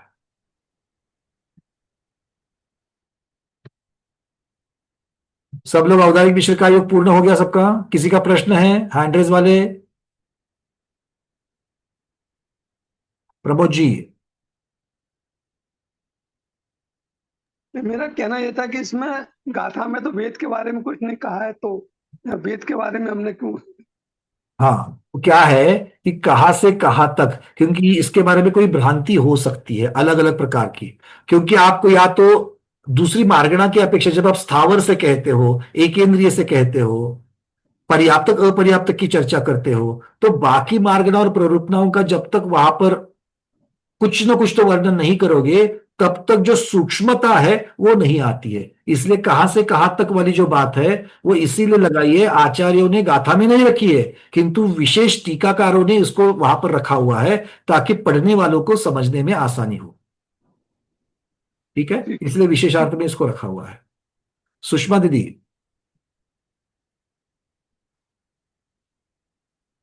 अनम्यूट करिए जल्दी से, बोलिए। गया था वो, समझ में आ रहा है सब। चलिए बहुत बढ़िया, हैंड निकाल दीजिए। हेमांगी दीदी। भैया मतलब आपने जो बताया था कि साधन गुणस्थान से मरकर जीव नरक गति अग्नि का कोष में नहीं जाता, पर वो गति में मर के साधन गुणस्थान से दूसरे बाहर जा सकता है। बिल्कुल हो सकता है, क्योंकि वहां पर जाकर के वो साधन को प्राप्त कर सकता है। हाँ। मान लो कोई प्रथमोपशम वाला है, हाँ, प्रथमोपशम कर रहा है आयु के अंत में, प्रथमोपशम कर रहा है, अनंतानुबंधी का उदय आ गया, सासादन में चला गया और सासादन में 5-6 समय हो गए थे उसके। ठीक है, और जाकर के आयु पूर्ण हो गई तो सासादन के साथ में वहां से बाहर निकला, उसका कोई निषेध नहीं है। हाँ, हाँ, हाँ। चलिए डॉक्टर मधु दीदी।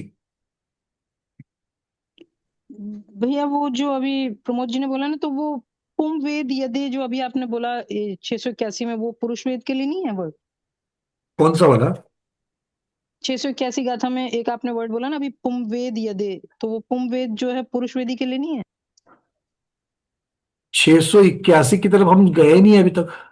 नहीं, पर आप ये जो अभी बोले, अभी गाथा तो अपन ने पढ़ी ना वो, हाँ हाँ तो हाँ, तो ये यहाँ पर 680 में नहीं गया है, 681 में अभी भी औदारिक मिश्र के बारे में बता रहे हैं, और जो चर्चा हमने की है वही चर्चा वहां पर आने वाली है। जी जी जी जी, उसमें आपने वो बिल्कुल। वर्ड पढ़ा था और वो है हाँ, उसमें। क्योंकि 680, हाँ 681 में बता रहे हैं आचार्य भगवान, बिल्कुल बता रहे हैं, क्योंकि 680 में वो सिर्फ 4 गुणस्थान की चर्चा करते हैं, और 4 गुणस्थान उन्होंने रेडीमेड आगे बता दिए हैं, पर हम लोगों ने यहां पर कैसे निकाले?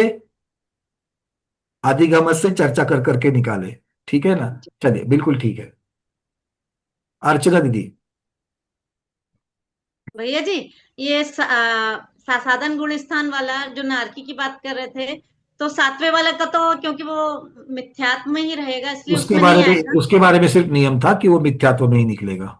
और बाकी 6 वाले में होगा। हाँ, वो निकल सकते सासाधन से। जी।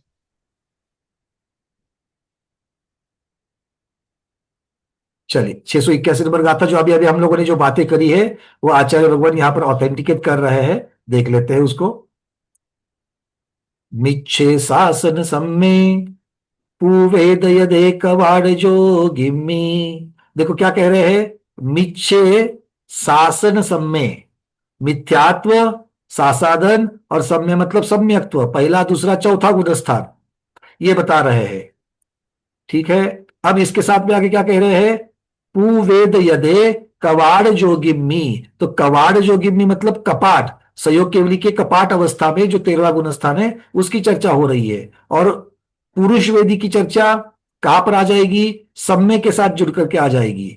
सम्य मतलब असंयत सम्यक, तो जो चतुर्थ गुणस्थान वाले पुरुष वेदी के ही और कपाटगत सहयोग केवली के ही औदारिक मिश्र का योग होता है। मतलब 4 जो बताए उन्होंने, मिथ्यात्व, सासाधन, असंयत सम्यक दृष्टि और सहयोग केवली, ये 4 गुणस्थान बताए।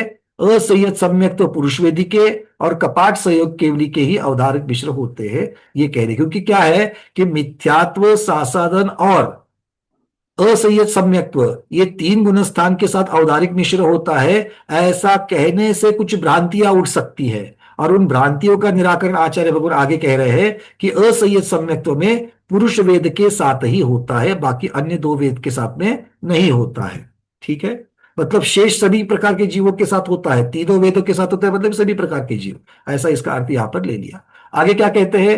नरतिर ये विधोनी देवनाकी पर्यंत के।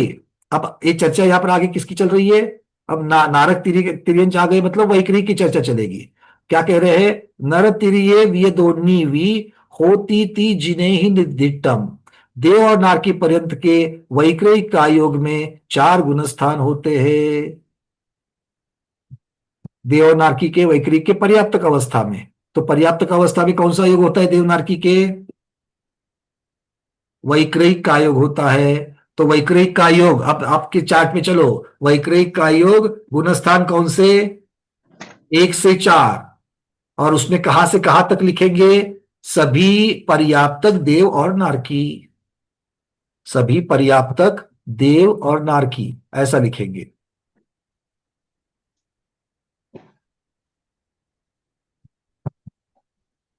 चलिए, अब आगे क्या कह रहे हैं वो? 682 नंबर गाथा। वे गुवम पज्जते इधरे खदहोदित समी समतु। अर्थात अपर्याप्तक अवस्था में, अपर्याप्त अवस्था में क्या होता है? वैक्रयिक मिश्र का योगी होंगे। मिस्सम मतलब वेगुवम के मिस्सम मतलब वैक्रयिक मिश्र का योगी होंगे।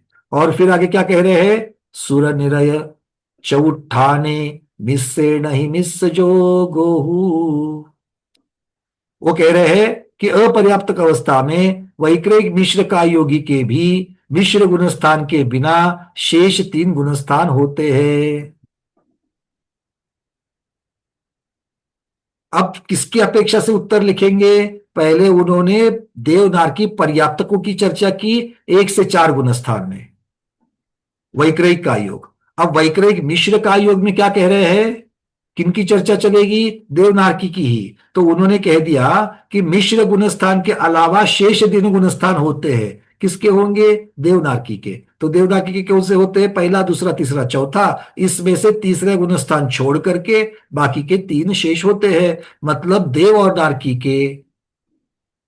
अब नारकी की अपेक्षा से जब देखेंगे तो निर्वृत्त पर्याप्तक अवस्था में क्या दूसरा गुणस्थान होगा, निर्वृत्त पर्याप्तक अवस्था में क्या दूसरा गुणस्थान होगा, नहीं होगा, क्योंकि सासाधन गुणस्थान नारकियों के निर्वृत्त पर्याप्तक अवस्था में नहीं पाया जाता है। तो इसीलिए अपर्याप्तक अवस्था वैक्रयिक मिश्र का योगी के भी मिश्र गुणस्थान के बिना शेष तीन गुणस्थान होते। ये जो वर्णन है ये सुदेव और नारकी इनको मिलाकर के अभेद रूप से वैक्रयिक मिश्र का योग की अपेक्षा से उन्होंने वर्णन किया है। वैक्रयिक मिश्र का योग के पहला, दूसरा, चौथा ये तीन गुणस्थान होते हैं, जिनमें से देवों में पहला, दूसरा, चौथा और नारकियों में पहला और चौथा, ये दो ही गुणस्थान होते हैं। ठीक है, चलिए। तो आप चार्ट में चाहिए तो उस प्रकार से लिख सकते हो। वैक्रयिक मिश्र के सामने पहला, दूसरा, चौथा देवों में और पहला और चौथा नारकियों में, इस प्रकार से आप लिख सकते हो नोट में। कल्पना दीदी, आपका कोई प्रश्न? जो 681 की गाथा है ना, इसमें दूसरी लाइन में नर तीर्य, मतलब ये तो मनुष्य तिरंश हो गया ना। मनुष्य त्रियम दोनों, अरे हाँ, मैं वहां पर शायद आपको देवनारकी कह दिया क्या मैंने? हाँ, इसलिए हाँ, शायद मैंने गलती से देवनारकी कह दिया। अच्छा, बता दिया, क्षमा चाहता हूं। नर तीर्य, क्योंकि चर्चा जो चल रही थी वो ऊपर के औदारिक मिश्र की चल रही थी। तो औदारिक मिश्र के ये जो गुणस्थान है वो नर तीर्य, मतलब मनुष्य और तिर्यंश इनमें ही होते हैं, ऐसा जिनेंद्र भगवान ने कहा है।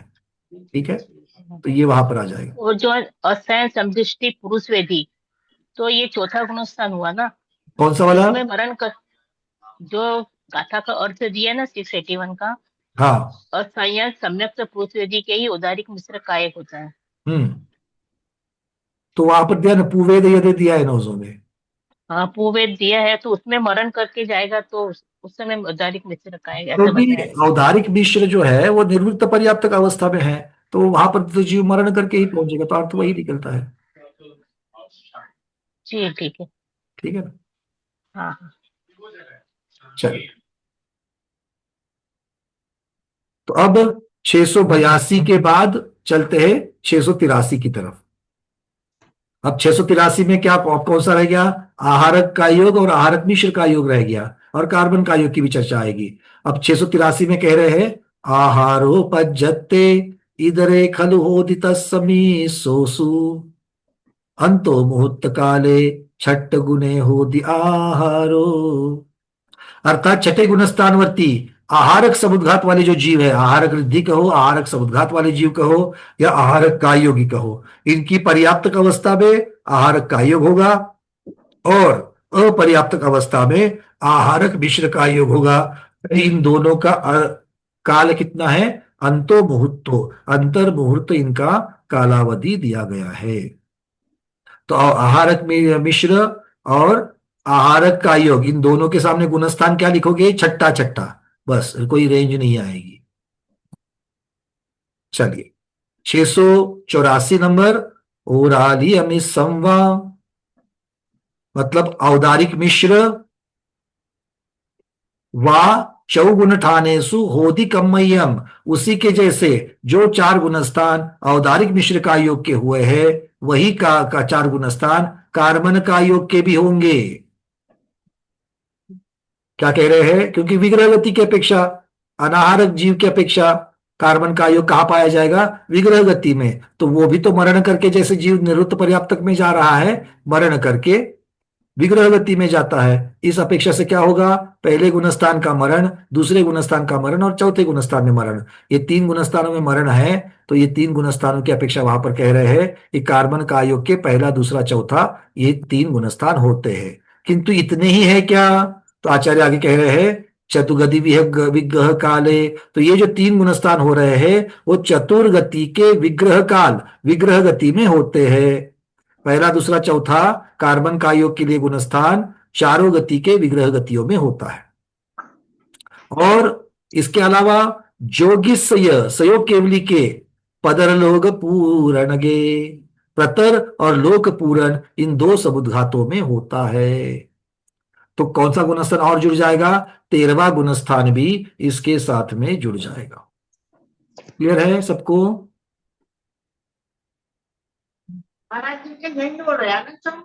हाँ जी भाई, क्लियर है कि नहीं है? तो जो कार्बन का योग है वो चारों गति के विग्रह गति में जो जीव है उनका है, मतलब पहले, दूसरे, चौथा गुणस्थान।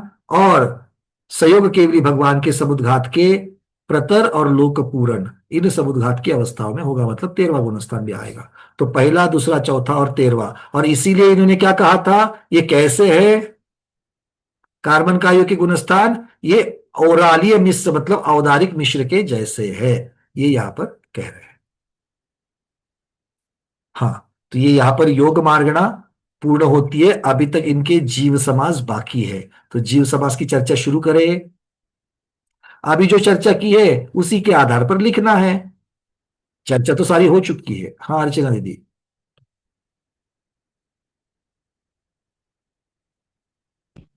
औदारिक मिश्र में पुरुष वेद वाले का चौथा गुण स्थान वाला एक बार थोड़ा एक्सप्लेन करिए ना, मुझे चौथा गुणस्थान के साथ जो भी जीव निकलता है, चौथा हाँ। गुणस्थान के साथ में वो जीव सम्यक दृष्टि है, और सम्यक दृष्टि कभी भी स्त्री वेद और नपुंसक वेद में जन्म नहीं लेता है। अच्छा, इसलिए मुझे संयमी सुनाई दे गया, तुम संयमी तो मैं समझ, इसलिए थोड़ा कंफ्यूजन मुझे सुनने में, ये नेट बंद हो रहा बार बार तो। चौथे में संयम कहा दीदी, पहले तो 5वीं की तो बेलन नहीं, वो इसलिए पड़ेगी।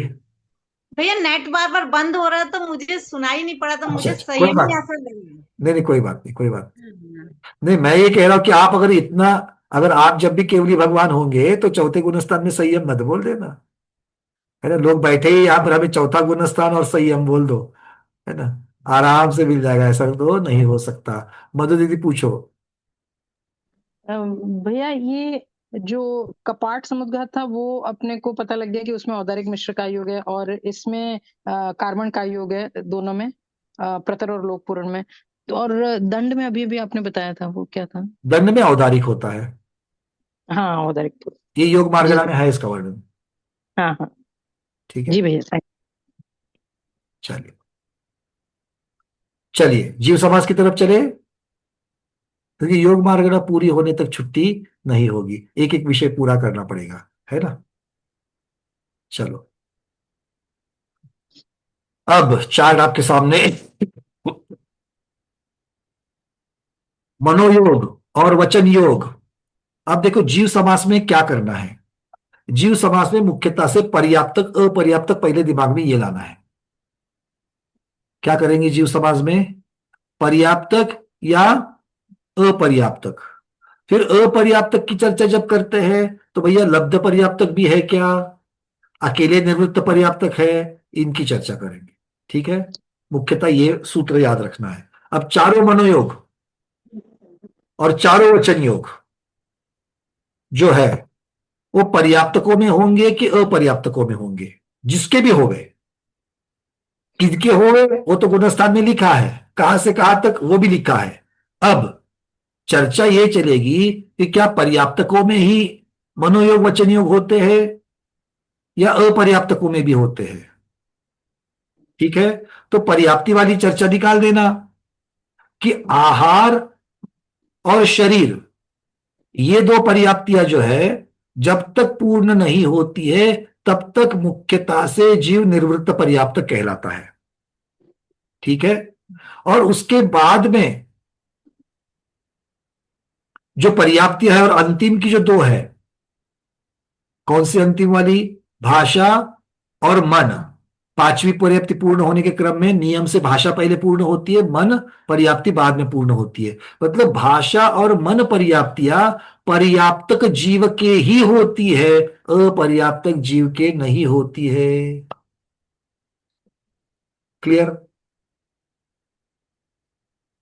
मतलब जितने भी मनोयोग और वचन योग है 8 लिखे हुए आपने, उनमें कहीं पर भी अपर्याप्तक की चर्चा आएगी क्या? फिर वह निर्वृत्त पर्याप्तक होवे या फिर लब्ध पर्याप्तक होवे। अपर्याप्तक की चर्चा हट गई। अच्छा, दूसरा, अब अनुभय वचन योग को हटा दो, उसको छोड़ करके बाकी के 7, अनुभय वचन को छोड़ करके बाकी के 7 जो है, चारों प्रकार के मनोयोग और 3 प्रकार के वचन योग, ये ठोस निर्णय के साथ है कि नहीं है? है। सत्य असत्य की अपेक्षा से है कि नहीं है? है। ये सत्य असत्य का विवेक हो या इस प्रकार से ठोस निर्णय हो, ये कौन कर सकता है? संगी कर सकता है क्या असंगी कर सकता है? संगी। संगी ही कर सकता है। मतलब जितने भी असंगी जीव है वो सारे हट गए। मतलब हमारे पास कौन बचा? संज्ञी, जो नियम से पंचेंद्रिय होता है, और पर्याप्तक। तो हम वहां पर जीव समास क्या लिखेंगे? संज्ञी पंचेंद्रिय पर्याप्तक, स प प। क्लियर? किनके पहले 7 में लिखेंगे? अनुभय का अलग है, क्योंकि आचार्य भगवान ने बोला था वो विकलेंद्रिय से शुरुआत होती है उसकी। ठीक है, चलिए अब वहां पर जीव समास में क्या लिखेंगे? विकलत्रय के पर्याप्तक, क्योंकि अपर्याप्तक तो उसके भी नहीं होंगे। विकलत्रय के पर्याप्तक, अनुभय के लिए लिख देना, अनुभय वचन योग के लिए विकलत्रय पर्याप्तक, और संगी पंचेंद्रिय, संगी असंगी पंचेंद्रिय पर्याप्तक, और संगी पंचेंद्रिय, संगी पंचेंद्रिय पर्याप्तक। क्लियर है ये? देखो देखते देखते 7 8 पूरे खत्म हो गए। मनोयोग और वचन योग बड़ा सीधा है। अब आते हैं काय योग की तरफ। औदारिक काय योग किसमें होगा? मनुष्य और तिर्यंच में होगा, है ना? औदारिक काय योग। अच्छा, औदारिक काय योग अपर्याप्तकों में होता है क्या? औदारिक काय योग पर्याप्तकों में होता है कि अपर्याप्तकों में होता है? सिर्फ और सिर्फ पर्याप्तकों में होता है। क्यों? क्योंकि जितनी भी अपर्याप्तक अवस्था है वहां पर मिश्र काय योग ही होता है। ऐसा क्यों? ऐसा क्यों? कौन बताएगा? अपर्याप्तक अवस्था में मिश्र ही क्यों काय योग होते हैं, कार्बन काय योग को छोड़ करके? विजयलक्ष्मी दीदी। क्योंकि उनकी पर्याप्ति पूरी नहीं होती है ना, वो तो फिर काय नहीं रहते उनके पास। पर्याप्ति पूरी नहीं होती है तो क्या हो गया? मटेरियल तो रॉ मटेरियल तो ले रहा है, नहीं दे रहे, पर वो शरीर आहार ये सब पर्याप्ति पूरी हो गए बाद ही जो पूरा होता है ना काय। पर तो क्या मिश्र, औदारिक मिश्र क्यों कहा? फिर वहां पर बोल देते कि योग ही नहीं है। नहीं, उधर मिश्र कार्बन का योग रहता है। तो ये कार्बन काय योग होता तो फिर औदारिक मिश्र काय योग क्यों कहते हैं? नहीं नहीं लेकिन पर्याप्ति। नजदीक, हाँ नजदीक जा रहे हो, थोड़े शब्दों को ट्यून कर लो, खत्म हो गई बात। देखो, अपर्याप्तक अवस्था में औदारिक वर्गणाएं, जो आहार वर्गणा है 3 प्रकार की, औदारिक वैकरिक आहारक, इसमें से क्या लेगा मनुष्य तिर्यंश? औदारिक। और कार्बन वर्गणा भी लेता है। तो अपर्याप्तक अवस्था में कार्बन वर्गणा और औदारिक वर्गणा, ये दोनों वर्गणाओं को लेने की वजह से वहां पर उसका जो योग है वो मिश्र योग कहलाता है। वैकरिक मिश्र में भी यही अवस्था है। देव और नारकी के निवृत्त पर्याप्तक अवस्था में वहां क्या होता है? वो अपने शरीर को लगने वाली वैकरिक वर्गणा और कार्बन वर्गना, ये दोनों को लेते रहते हैं, इसलिए दोनों के मिलकर के मिश्र का योग वहां पर बन जाता है। आहारक मुनिराज, उनका पुतला जब तक नहीं निकलता है तब आहारक वर्गना और कार्बन वर्गना, इन दोनों को लेते रहते हैं। ऐसा किन्हीं आचार्यों का मत है। किन्हीं आचार्यों का मत है आहारक वर्गना और औदारिक वर्गना को लेते हैं, इसलिए मिश्र बन जाता है। तो जो भी है, 2 अलग अलग प्रकार की वर्गनाओं को लेने की वजह से वहां पर मिश्र काय योग होता है। ठीक है, क्लियर है, याद रखने के लिए बता दिया हमने। चलो अब कहा चलते हैं, औदारिक का योग। तो औदारिक का योग होगा मनुष्य तिर्यंचों में, होगा तो पर्याप्तकों में होगा, अपर्याप्तकों में नहीं होगा। तो मनुष्य और तिर्यंच में कितने पर्याप्तक जीव समास है, निकाल दो। 14 जीव समास में से मनुष्य तिर्यंच में कौन कौन से होते हैं, विजयलक्ष्मी दीदी बोलो। 7 मनुष्य और तिरोंच में 2 इंद्रिय, 3 इंद्रिय, 4 इंद्रिय और पंचेंद्रिय। पंचेंद्रिय में संगी और असंगी। अच्छा, तो आपने स्थावर को छोड़ दिया।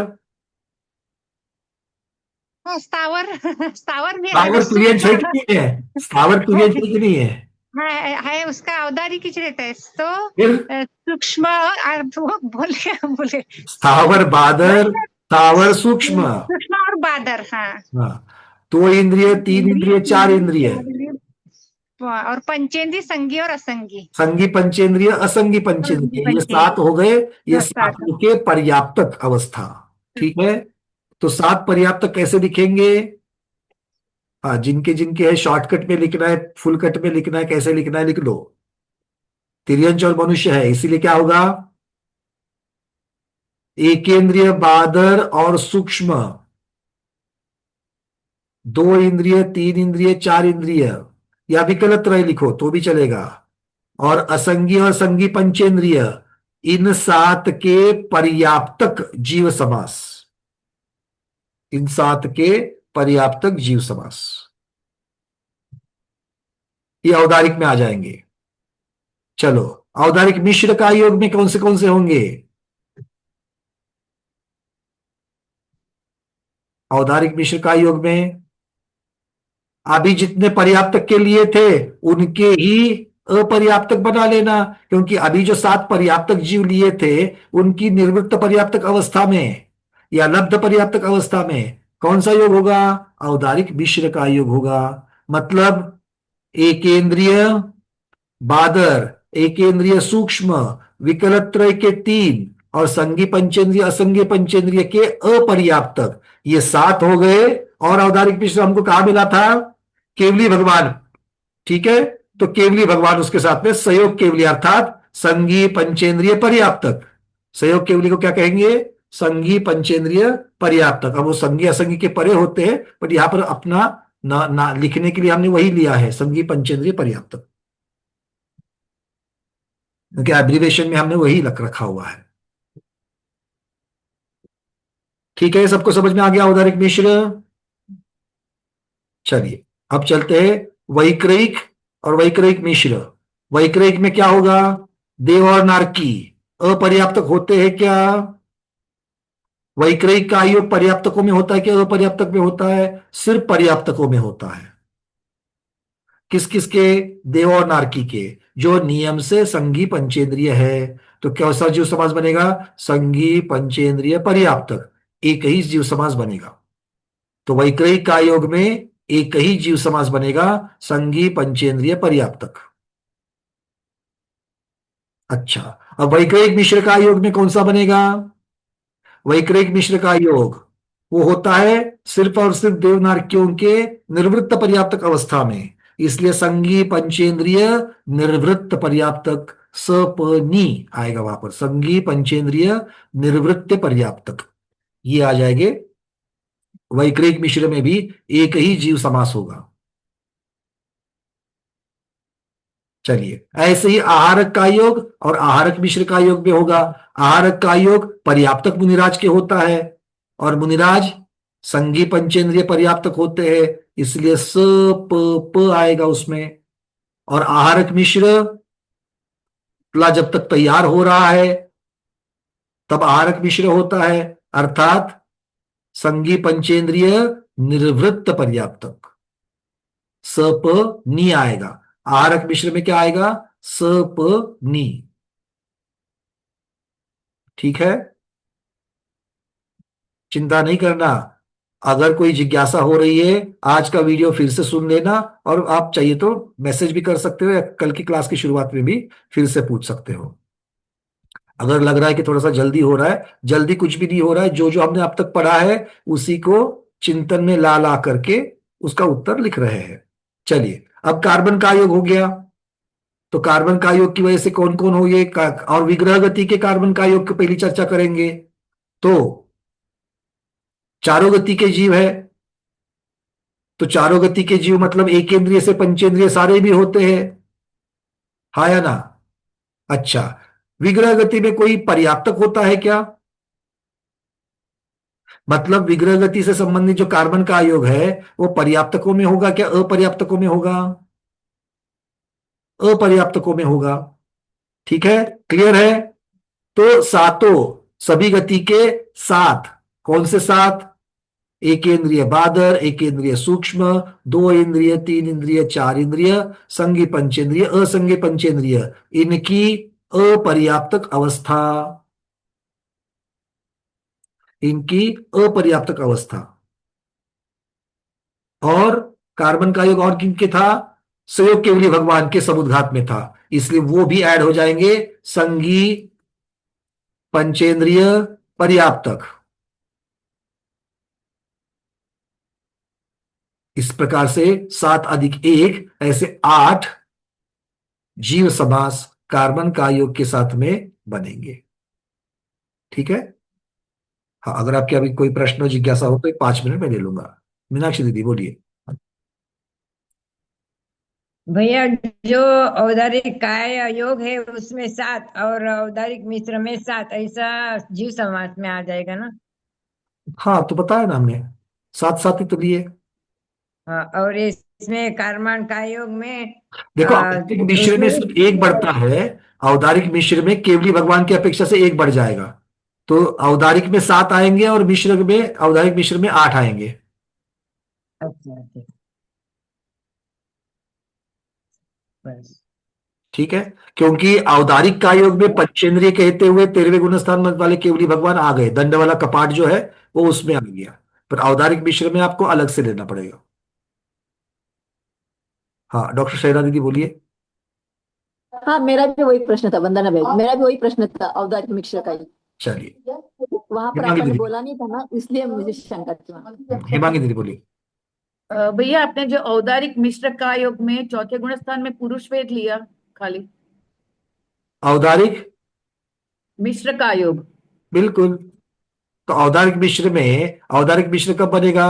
निर्वृत्त पर्याप्तक अवस्था में बनेगा, हाँ, तो सम्यक दृष्टि तो पुरुष वेद के साथ ही जाएगा ना। तो मानो मैं निवृत्त पर्याप्तक अवस्था, निवृत्त पर्याप्तक अवस्था पिछले भाव की नहीं है, नए भाव की है। नए नहीं, अच्छा नए भाव में आएगी, बराबर, नए भाव में आएगी ना, तो बराबर। जन्म लेने जा रहा है जीव, तो पुराने में अगर मान लो कोई स्त्री थी, किंतु हाँ, बस हमें वही प्रश्न आया है, सम्यक हमें के वही- साथ में वर्ण कर रही है। हाँ, हमारे सारे स्वाध्यायी जो स्त्री पर्याय में भी है वो सम्यक हाँ, के साथ ही वर्ण करेंगे। एक बार बोलो हाँ। बिल्कुल बिल्कुल। और अगले देवगति के निरुद्ध पर्याप्तक अवस्था में पुरुष वेद के साथ जाओगे।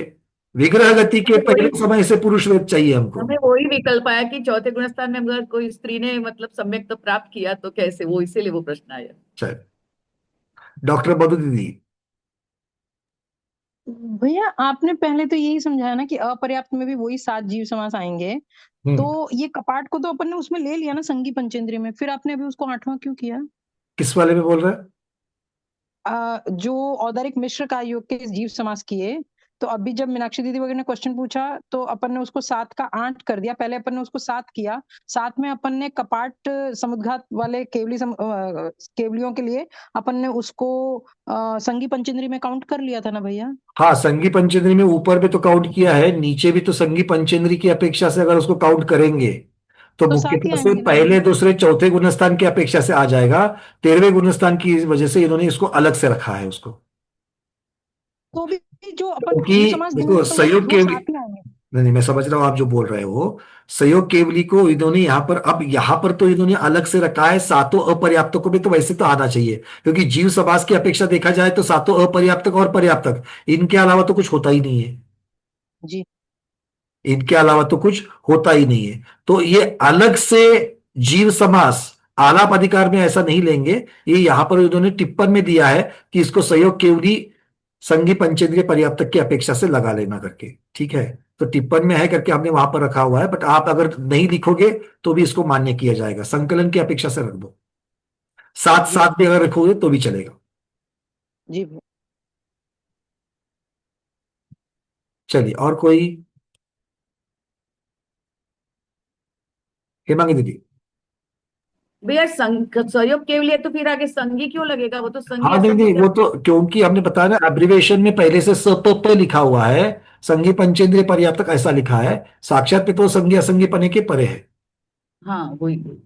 इसलिए उनको चूंकि वैसा है, किंतु देखो जीव समास में देखा जाए तो उनकी अलग से अभी भी मधु दीदी ने जो वो बात कही है, तो टीकाकारों ने वहां पर एडिशनल लिखने की जरूरत ही यही है, क्योंकि संगी पंचेंद्रिय पर्याप्तक, इसमें से पंचेंद्रिय और पर्याप्तक की अपेक्षा से तो ठीक है, किंतु संगी पने की अपेक्षा से वो नहीं बैठते हैं, इसलिए उनको अलग से लिखना चाहिए। किंतु अगर ऐसा है तो औदारिक काय योग की अपेक्षा से भी तो उनको अलग से लिखना चाहिए, तो वो तो उन्होंने नहीं किया है, तो या तो ऊपर भी लिखो और नीचे भी लिखो, दोनों जगह पर उनको अलग से लिखो, ये उनका कहना था। जी ठीक है। हाँ मानिक दीदी। हाँ भैया जी, विग्रह गति में कार्बन योग क्या क्या बताए, समझ में नहीं आया मुझे। कार्बन का योग जो है वो विग्रह गति में होता है, और उसके अलावा कहाँ पर होता है? तो केवली भगवान के समुद्घात में होता है, दो ही जगह पर होता है। तो विग्रह गति के सभी गुणस्थान, पहला दूसरा चौथा, और जो केवली भगवान का गुणस्थान 13, ये चारों भी गुणस्थान उसमें आ जाएंगे। ठीक है। ठीक है। पूर्णिमा दीदी। भैया कल का है, कल काय मार्गणा में आपने आयु और गति के बारे में कुछ बताया था, बस वो समझ नहीं पाए थोड़ा। काय मार्गणा में आयु और गति के बारे में आपने बताया था कि स्थावर और उसमें एक इंद्र में क्या अंतर, उसके बाद में आपने पर्याप्त ऐसा बताया, फिर बाद में है ना आयु और गति के बारे में कुछ बोला था आपने। अगर बोला है तो कल की वीडियो में होगा, मुझे अभी याद नहीं आ रहा आप किसके अपेक्षा से पूछ रही हो, एक बार वीडियो में देख लेना। ठीक है। चल विजय लक्ष्मी दीदी, क्योंकि अगर कोई सामने विषय आए तो मैं उसके ऊपर बात करूं, अब मुझे भी याद नहीं आ रहा। विजय लक्ष्मी दीदी बोलिए। हार्मोन योग में 8 जीव समाज लिए है ना, हार्मोन का योग में अपन ने 8 जीव समाज लिए। हाँ, सहयोग केवली को अलग से निकाला। वो 8 में जाता है ना, सहयोग के लिए नहीं आते तो है, वही तो चर्चा कर रहे थे विजय लक्ष्मी दीदी। नहीं वैसे तो उनको अलग लिखने की जरूरत नहीं है, क्योंकि जीव समास में जब आप पंचेंद्रिय पर्याप्तक या पंचेंद्रिय अपर्याप्तक लिखते हो तो वो उसमें आ जाते हैं। यहाँ पर अलग से टीकाकारों ने 4 गति के लेते, देव नारकी तिर्यंचे सब आते हैं ना कार्बन का योग में। हाँ। 4 गति के जीव आते हैं। तो मेरे को 8 कैलकुलेशन समझ में नहीं आया मेरे को, क्योंकि 4 गति के तो 3 गुणस्थान की अपेक्षा से हो गए, विग्रह गति के पहला दूसरा चौथा, और समुद्घात के अंतर, केवली समुद्घात में भी तो कार्बन का योग होता है, प्रतर और लोक पूरण में। वो तो विग्रह गति नहीं है, तो उनको उसको कहाँ रखोगे आप? अच्छा। इसलिए उनको एडिशनल लिखा है, वो सूक्ष्म वर्णन की अपेक्षा से उसको बताया गया वहां पर, किंतु वो पंचेंद्रियों में, संगी पंचेंद्रियों में पर्याप्तक अपर्याप्तक आपने जब जीव समास किए तब उसमें आ जाते हैं। अगर आप उसमें उनको नहीं रखना चाहते हो तो फिर औदारिक काय योग में भी उनको अलग से 13वें गुणस्थान वाली चर्चा जोड़ करके 8 वहां पर आने चाहिए जीव समास, ऐसा यहाँ पर चर्चा हो रही है। समझ। वो ठीक भी है मतलब। स्मिता दीदी। मगाशी प्रश्न विचारत होते ना, ते ह्याच्यासाठी विचारत होते, स्थावर आणि एकेंद्रियमध्ये काय फरक आहे? काल तुम्ही प्रश्न विचारला होता ना, स्थावर आणि एकेंद्रियमध्ये काय फरक आहे? वो गति और आयु के बारे में कुछ पूछ रहे थे अभी नाही, म्हणजे नाम, म्हणजे तुम्ही सांगितलं ना, स्थावर जाती नाम कर्मस आहे, म्हणजे एकेंद्रिय म्हणजे एकेंद्रिय जाती नाम कर्मस आहे, स्थावर नाम कर्मस आहे, हे असेल त्यांचा प्रश्न। नहीं, पर शी इज सेइंग कि आपने आयु और गति इनकी अपेक्षा से कुछ बताया है, तो इसलिए I am not able to collect. तो ठीक है, वीडियो में देख लेंगे। ठीक है, चलिए आज के लिए इतना काफी है। चलिए बहुत बढ़िया, तो आज को इतना ही रखते हैं।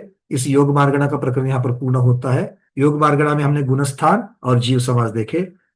आज के इस स्वाध्याय को गुरुओं के श्री चरणों में बारंबार नमोस्तु वंदनामि इच्छाकार करते हुए यहीं पर समापन करते हैं।